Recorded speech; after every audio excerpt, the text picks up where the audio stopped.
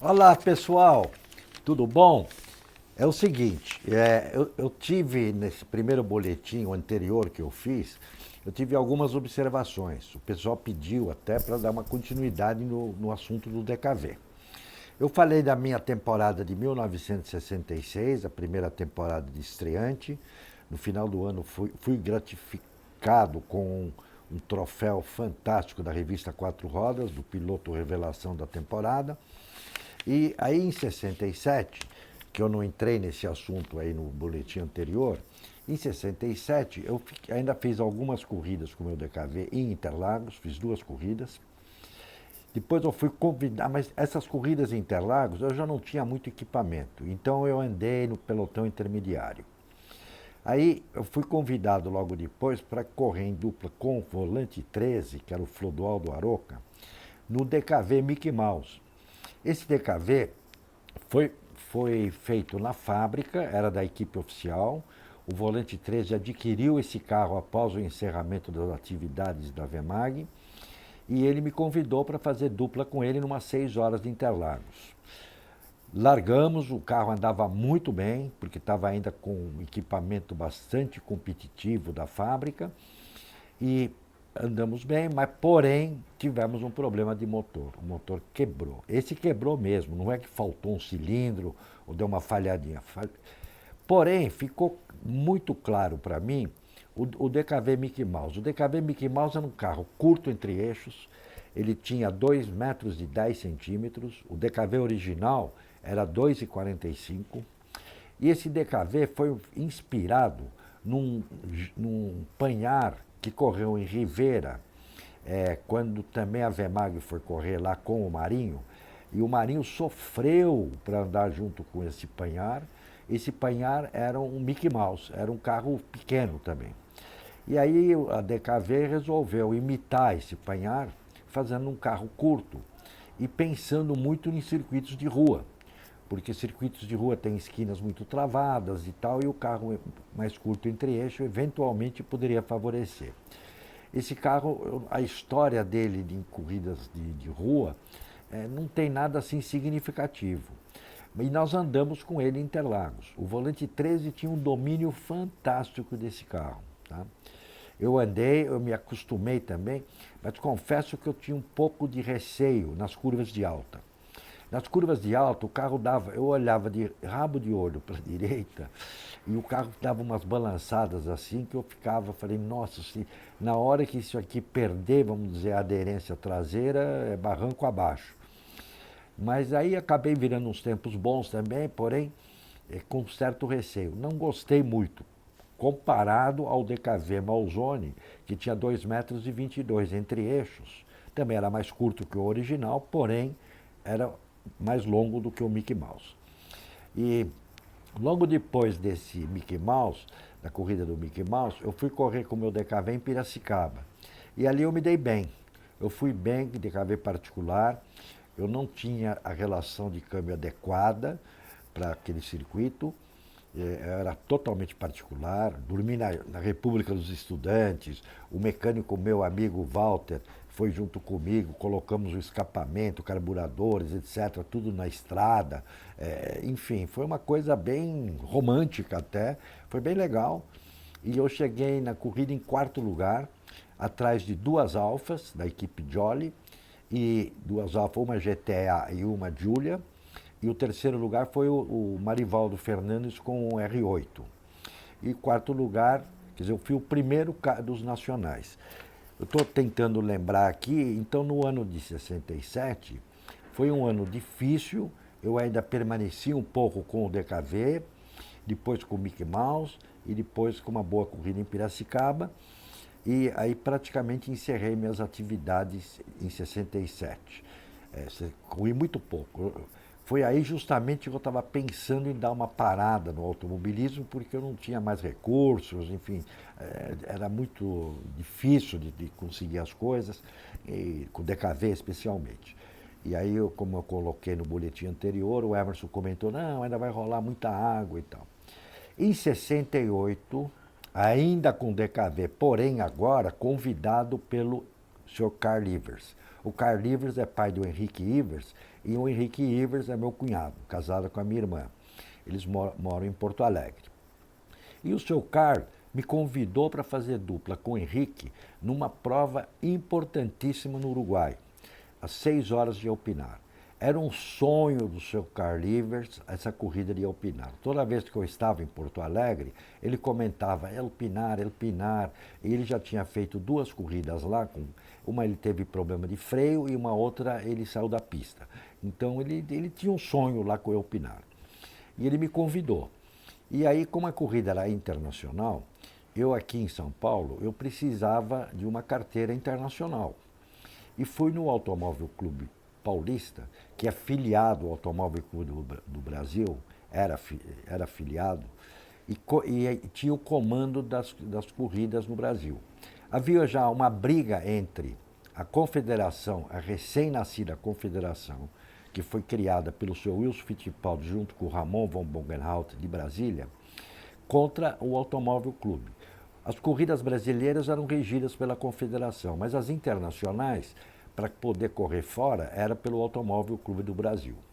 E nisso eu fui consultar o Automóvel Clube Paulista, no que o presidente, que era o seu Ângelo Juliano, me falou que não tem problema nenhum, você dá um pulo no Rio de Janeiro e o comandante-general Santa Rosa, que é o presidente do Automóvel Clube do Brasil, vai te dar carteira tranquilamente. Eu pensei comigo, eu falei, nossa, será que é tão fácil assim? Porque o Wilson Fittipaldi já tinha feito uma tentativa de obter carteira internacional pelo Automóvel Clube do Brasil. Mas ele era meio suspeito, filho do Barão, e justamente o Barão que era opositor ao Automóvel Clube. Comentei com o Wilson, aí ele falou, vai para lá que você vai perder seu tempo. Nisso eu comuniquei ao seu Ivers, e dizendo como é que eu vou fazer, eu não tenho carteira internacional. Ele, olha a diferença, ele consultou o Automóvel Clube do Rio Grande do Sul, que também era filiado por tabela ao Automóvel Clube do Brasil, e o presidente do Automóvel Clube do Sul era o senhor Antônio Pegoraro, um amante apaixonado do automobilismo. Ele disse, velho Ivers, seguinte, fica tranquilo, nós somos Automóvel Clube quando convém e nós somos federação também quando convém. O nosso negócio aqui é resolver as coisas e tocar o automobilismo para frente. Pode ir tranquilo. E muito bem, lá fui eu, com autorização do Automóvel Clube do Rio Grande do Sul. Muito bem, fomos até Alpinar, foi uma façanha, a gente foi tudo por estrada, o carro de corrida com silencioso, depois nós montamos lá o escapamento, fomos numa oficina autorizada da Audi, que era amigo do seu Ivers, e ele lá tinha uma pastilha de freio maior, nova, do Audi 80, e nós colocamos essa pastilha, treinamos com essa pastilha, foi uma coisa bem legal. E aí o carro ficou mais ou menos acertado para a corrida, nós íamos tentar fazer com que o freio não precisasse trocar pastilha, e fizemos uma estratégia, vamos andar 3 horas cada um. O Henrique largou 3 horas, só que durante essa andada dele deu um problema na embreagem e o pedal foi para o fundo. E olha que curioso, tinha uma curva de baixa velocidade e nós fomos correndo até lá e ele pela janela do carro, abriu a janela e gritou embreagem. O seu Ivers já tinha sentido, já sabia o que era, porque o seu Ivers conhecia tudo de DKV. Eu quero lembrar que o seu Ivers foi um dos primeiros, não importador direto, ele comprava os DKVs antes da guerra, inclusive, da Segunda Guerra, na Auto Central do Rio de Janeiro. E muitas vezes ele foi por estrada para o Rio Grande do Sul. Imagina, levava 2 dias, 3 dias. Eu vi fotos disso no álbum dele, uma coisa, uma façanha incrível. E o DKV em Porto Alegre era Ivers. O seu Ivers comandava tudo e ele sabia todos os parafusos, peças, tudo do DKV. E naquele momento que o Henrique gritou embreagem, ele deu o sinal de boxe. Por quê? O Henrique engatou a roda livre para poder não ter que pisar na embreagem, mudar as marchas sem usar a embreagem. E só que, detalhe, com roda livre, a gente perde um pouquinho do freio motor que o motor 2 tempos tem. Muita gente diz que não tem freio motor nenhum, mas se você engatar a marcha na hora certa, no momento certo, ele dá uma seguradinha, dá uma ajuda. E isso, claro, favorecia o nosso consumo de freio, de pastilhas, usando o freio motor. Na roda livre, não. O carro parou no box. O seu Iver já disse para mim, olha, deita embaixo do carro, atrás de mim, eu vou enfiar a chave, se eu não tiver força para mover, porque eu não vou levantar no macaco, e você me ajuda com o teu pé e empurra a chave fixa. E foi o que aconteceu. Nós destravamos a embreagem, perfeito. Só que nós perdemos 8 minutos. E o Henrique continuou a toada dele até terminar o período dele de 3 horas. O carro parou com 3 horas, abasteceu, porque a gasolina era gratuita numa bomba da Shell, para todo mundo era igual, e eu saí. E a corrida também tinha um momento que ia virar noite, porque largou às 4 da tarde e ia terminar às 10 da noite. E aí eu pensei comigo, mas é uma coisa incrível. Eu pensei, nossa, nós perdemos 8 minutos, eu tenho que recuperar, eu tenho que andar o que dá, porque realmente nós devemos estar atrasados e tal. Os principais adversários na categoria eram os Renault da ICA, da Argentina, que andavam muito bem, eram tidos como os Gordines 1093 mais fortes da América do Sul, mais do que a equipe Williams aqui em São Paulo. E aí a gente tinha uma dúvida quanto a isso, a competitividade desses Gordines, em 1093. Mas na realidade o DKV era mais rápido. E eu andei, olha, sinceramente falando, eu andei o que eu sabia que eu não sabia. Eu falei, eu vou andar no limite, porque o seu Ivers é o sonho dele, nós precisamos recuperar esse tempo perdido e tudo. E eu andei forte. Não sabia a minha classificação, isso não tinha, né? Porém, veja que curioso, né? O seu Ivers fez a conta, falou, o Henrique andou 3 horas, entrou tantos litros de gasolina. Nós tínhamos um tanque de 72 litros, e aí ele tinha o cálculo lá. Ele falou, bom, já está andando, não parou 8 minutos, está andando forte, vai consumir mais gasolina. E faltando umas 3, 4 voltas para o encerramento da corrida, ele botou um funil na reta dos boxes, no meio de um público enorme. Todo mundo invadindo a pista. Naquela época tinha uma trilha só para receber a bandeira de chegada. Eu, não vou parar, não vou perder o tempo de reabastecer. Tudo que eu fiz na pista agora eu vou perder. E nós tínhamos um manômetro de pressão de bomba de gasolina. Mas era um manômetro muito escuro, ele tinha uma luzinha mínima. O seu Ivers tinha a mania de não ligar luzes muito fortes, porque ele dizia, consome muita bateria e eu quero faísca nas velas do motor, eu não quero muito consumo interno de luzes e tal. Eu fixei o olho naquele instrumento, porque é muito simples, se ele balançar é porque realmente não tem mais combustível. E eu fiquei de olho. Detalhe importante, além do problema de eventualmente falta de gasolina, também tinha o problema do freio. A pastilha acabou. Estava no ferro, faltando 5, 6 voltas, vibrava tudo. Então eu fui levando, dizendo não para o box, que eu não ia parar, e realmente eu terminei a corrida muito bem e tal. Quando eu parei, foi incrível, incrível. O público que apareceu de brasileiro. Porque o Pinar fica entre Montevidéu e Punta del Este. Tinha muito turista brasileiro em Punta del Este e tinha muitas rádios transmitindo a corrida. E falava do DKV número 9, el coche brasileiro, não sei o que, tal, e que está muito bem, que classificado, e encheu de gente. Resumindo, quando eu parei, eu fui erguido pelos brasileiros, eu estava falando até então só portunhol, porque estava lá o seu Ivers e a minha irmã, o Henrique, e um amigo nosso, dentista, que cronometrava, que era o Ivan Ruschel. E eram os brasileiros que tinham no nosso box, não tinha mais ninguém. E aí, de repente, falando português. Falei, nossa, não. Resumindo, ganhamos a categoria até 1 litro, chegamos, o Mini Cooper ganhou a categoria acima, mas eram 2 categorias separadas, não tinha geral. Se tivesse classificação geral, nós chegaríamos em 2º lugar. Foi uma corrida fantástica. Voltei para São Paulo.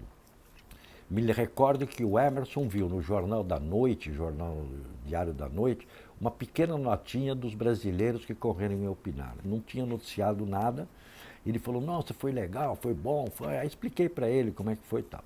E fui ao Automóvel Clube Paulista falar com o seu Juliano para ver se ele estava mais maneiro, dizendo que eu tinha feito a carteira no Sul, alegando para ele, e que representei o Brasil e que foi uma torcida brasileira imensa, que, pô, que foi legal, eu vibrei, não sei o quê. Nossa, quando eu cheguei no Automóvel Clube, ele quase me pegou. Ele estava atrás do balcão, falei, nossa, só falta ele me bater. Ele, que eu não fui para o Rio, que eu não falei com o general Santa Rosa, que não sei o quê, que eu ia ser punido. Eu falei, bom, tudo bem. Eu cheguei então para a turma nossa de corrida, e comentei com eles que eu ia ser punido, que eu ia ter não ia ter carteira internacional nunca, que, enfim, uma série de coisas. Isso desencadeou, na verdade, uma baita solução para o problema. Porque a CBA lutava para ter o comando geral. Geral, que eu digo, internacional e nacional. E o Automóvel Clube ficava de fora da homologação, vamos dizer, perante a FIA, né? E isso estava em disputa. Acontece que antes disso, você vê que engraçado, né? Vocês vejam, a Cinca do Brasil foi numa corrida no Grande Prêmio da Argentina com Cinca Chambord, com o Chico Landi, no início dos anos 60, meados dos anos 60. E também a Willis correu 2 vezes em Opinar, com as Berlinettes, com Alpine, com o Bird Clemente ganhando corrida, fazendo corrida fantástica. E também isso foi liberado. Eu comentei isso, falei, as fábricas podem, o particular é visado. É mais ou menos, foi por aí mesmo. A fábrica chega, comenta, não, que eu vou correr, vou levar, vou fazer, vou acontecer. E os particulares têm um atendimento que querem a vocês que se virem aí e tal. Resumindo, isso desencadeou a briga e resolveu de certa maneira, não vou dizer que resolveu totalmente, mas resolveu porque todo mundo ficou do meu lado. O Norman Casari, no Rio de Janeiro, acabou falando também com a entidade lá da federação, que era o Amadeu Girão. Também aqui em São Paulo, o Avalone, que era bem polêmico, era advogado, tudo, me defendeu total. Resumindo, eu não tive punição nenhuma. Mas isso foi uma luta de bastidores, uma luta política que a gente nunca queria entrar, porque a gente fazia as corridas por paixão, por amor, por gosto, viajava na estrada, enfim, tudo isso. Então, do DKV, isso foi no começo de 68. Logo depois, na semana seguinte, teve uma corrida de estrada em Porto Alegre, onde o seu Ivers queria que eu corresse de novo com o DKV. O meu cunhado, o Henrique, ia participar com o Malzone e eu participar com o DKV. Eu tentei treinar com o meu carro particular, anotando gravação de curvas, etc. e tal. Eu nunca tinha corrido em estrada.